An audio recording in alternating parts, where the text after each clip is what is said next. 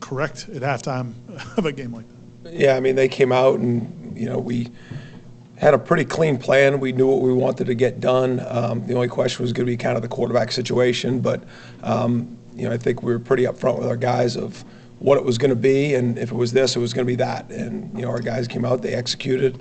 Kind of were very business-like when we did it. I thought we showed good emotion in some of the stops, but, we came out there and we tackled good and we executed and gave our team an opportunity to have a really good first half, And then we came out that second half, got it to a 3rd and 13. Obviously, you don't want to start that way with a surprise onside kick. You gave them the 3rd and 13, and they get in a cluster. And listen, I love our guys, and I empower them. You want them to have, as you put your plans together and they line up in some of these condensed formations, there's really multiple different things that can happen based off who lines up where. And so, I do give a lot of credit to our players because they put a lot of time in and study and work, and I empower them. And it's part of us growing as a defense. But obviously coming out that second half and giving up that one big play on 3rd and 13 ain't it. We gave up more plays in that yard than we did in the first half. But I'll continue to trust our guys, and continue to put them in those situations that, because everything isn't always going to be exactly how it's going to be said, because teams make adjustments and they have different plans. And so, I think our guys are learning that, and, when you give them power to make decisions and you give them the right information, and all the great defense I've been a part of, you continue to grow that way. So I do trust our guys, and I know when we're in that situation again, we'll have a better outcome.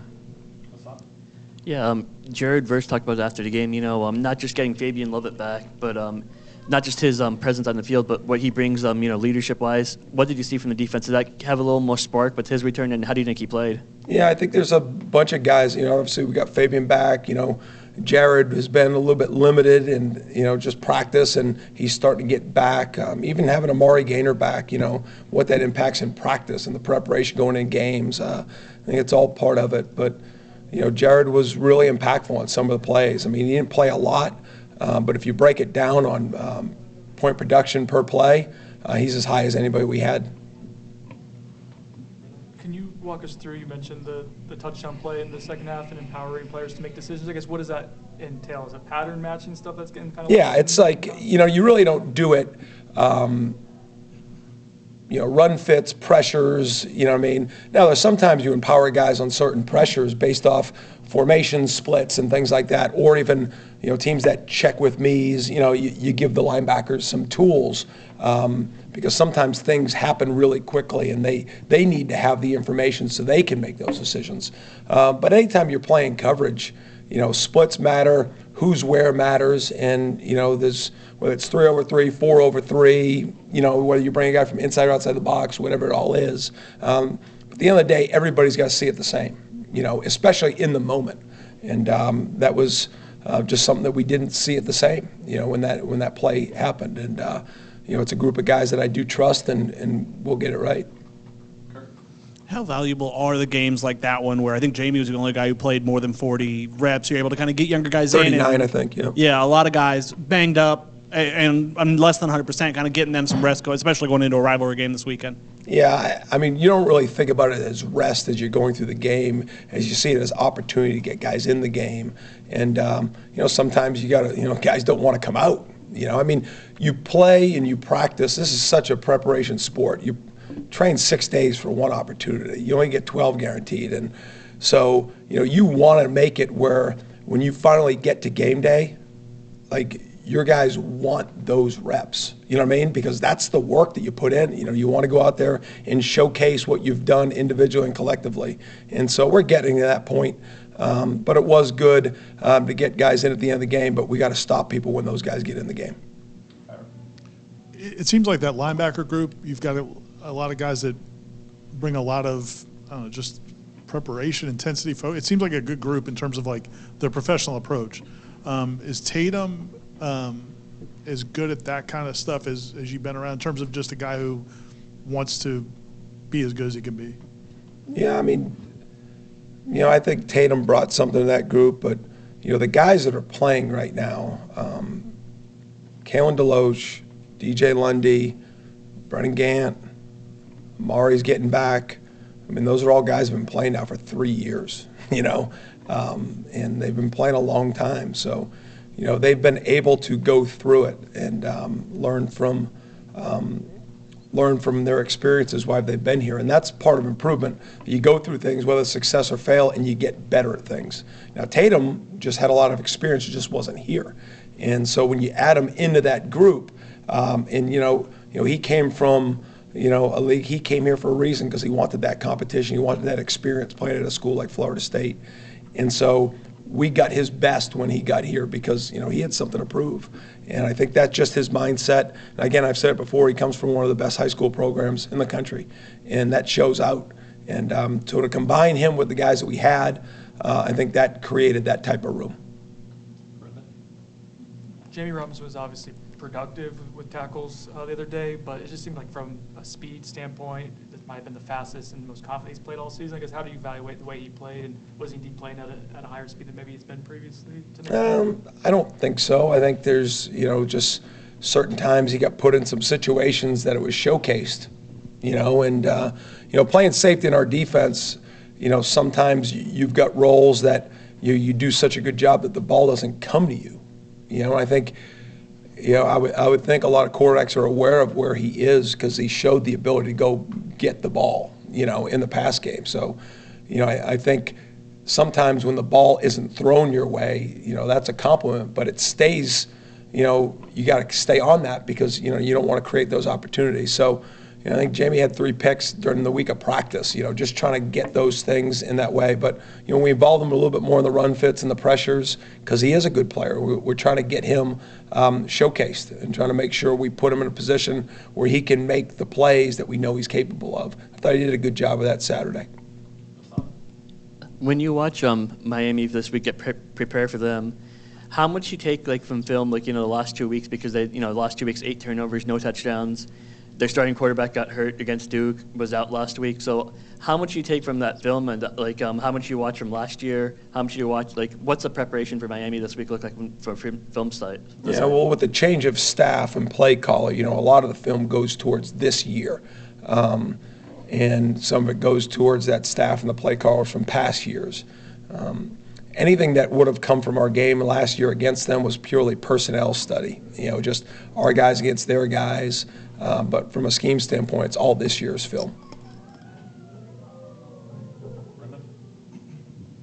Leonard Warner had a really big game. His story is just someone who stuck around. And I think didn't he enter in the transfer portal? He stayed here at Florida State, battled through injuries. This story and that level of perseverance, what's that? It was great.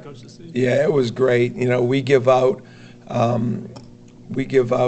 defensive performance awards after games, and Leonard received it this week, and just to see how far he's come.